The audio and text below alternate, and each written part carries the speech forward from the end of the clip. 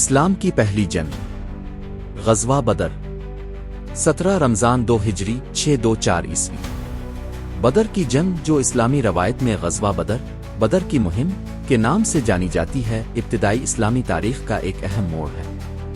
یہ مسلمانوں کی جماعت جو کہ مدینہ میں ابد تھے اور قریشی قبیلے کے درمیان پہلا بڑا فوجی معرکہ تھا۔ اگرچہ مسلمان تعداد میں کمزور تھے، لیکن ان کی فتح ایمان الہی مدد اور ایک نئے سیاسی اور روحانی نظام کی پیدائش کی علامت بن گئی۔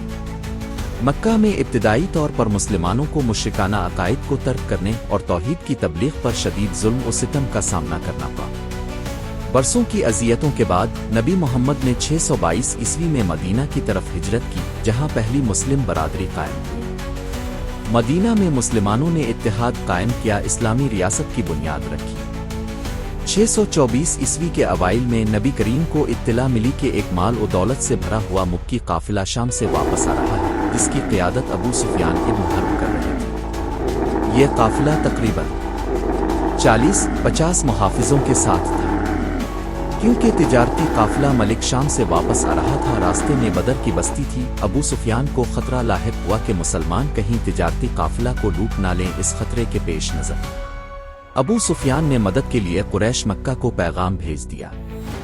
قریش جو مسلمانوں کو ہمیشہ کے لیے ختم کرنا چاہتے تھے، 90100 جنگجوؤں پر مشتمل ایک بڑی فوج تیار کر کے بدر کی طرف روانہ ہوئے۔ ان میں ابو جہل، امیہ بن خلف اور عتبہ بن ربیعہ جیسے سرکردہ سردار شامل تھے۔ مسلمانوں کی تعداد بہت کم تھی اور ان کے سامنے ایک بڑا لشکر تھا۔ انہوں نے سوچا کہ واپس پلٹ جائیں یا جنگ کریں۔ نبی اکرم نے اپنے ساتھیوں سے مشورہ کیا اور سب نے دشمن کے خلاف ڈٹ جانے کا عہد کیا۔ اس موقع پر قرآن میں ایک آیت نازل ہوئی جو الہی مدد پر زور دیتی ہے۔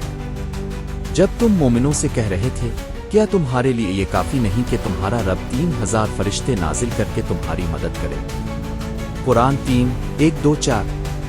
مسلمانوں نے بدر کے کنویں کے قریب اپنے مورچے سنبھال لیے تاکہ پانی تک رسائی برقرار رہے۔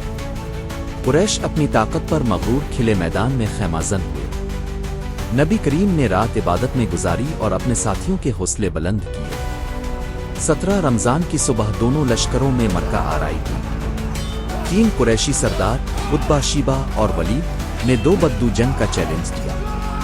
نبی کے چچا حضرت حمزہ رضی اللہ تعالیٰ عنہ، علی ابن ابی طالب اور عبیدہ نے انہیں شکست دی، جس سے قریش کے دلوں میں خوف بیٹھ گیا۔ اچانک بارش ہوئی جس نے میدان کو کیچڑ میں بدل دیا اور قریش کی نقل و حرکت مشکل ہو گئی۔ مسلمان جو ہلکے اور چست تھے فائدے میں رہے۔ قرآن میں اللہ تعالیٰ فرماتے ہیں، اور اے نب، جس وقت تم نے کنکریاں پھینکے تھیں تو حقیقت میں تم نے نہیں بلکہ اللہ نے پھینکے تھیں۔ قریش کے 70 افراد مارے گئے، جن میں ابو جہل، امیہ بن خلف اور عتبہ بن ربیعہ جیسے بڑے بڑے سردار شامل تھے۔ 70 قریشی قیدی بنا لیے گئے، جن میں نبی کے چچا حضرت عباس بن عبد المطلب رضی اللہ تعالیٰ عنہ بھی تھے۔ اس فتح نے عرب میں قریش کے ناقابل شکست ہونے کا تصور ختم کر دیا اور مسلمانوں کو طاقتور قوت کے طور پر قبول کیا جانے لگا۔ نبی اکرم نے قیدیوں کے ساتھ غیر معمولی مہربانی کی۔ کئی قیدیوں کو مسلمان بچوں کو تعلیم دینے کے عوض آزاد کر دیا گیا۔ قافلے کے مال 50,000 دینار سونا سے مدینہ کی معیشت کو تقویت ملی۔ یہ جنگ قرآن کے اس پیغام کی تصدیق بن گئی کہ اللہ ہمیشہ مخلص مومنین کی مدد کرتا ہے، اور یقیناً اللہ نے تمہیں بدر میں فتح دی جب تم تعداد میں کمزور تھے۔ قرآن 3:1-2-3۔ غزوہ بدر اسلامی تاریخ میں ایک سنگ میل کی حیثیت رکھتا ہے، جو ایمان، انصاف اور سچائی کی فتح کی علامت ہے۔ یہ ہمیشہ یاد دلاتا ہے کہ حق باطل پر غالب آتا ہے۔